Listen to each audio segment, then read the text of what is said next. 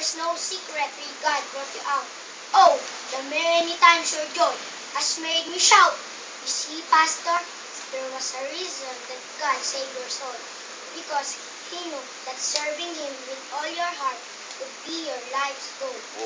You see, Pastor, there was a reason that it was you that God chose, not your good looks.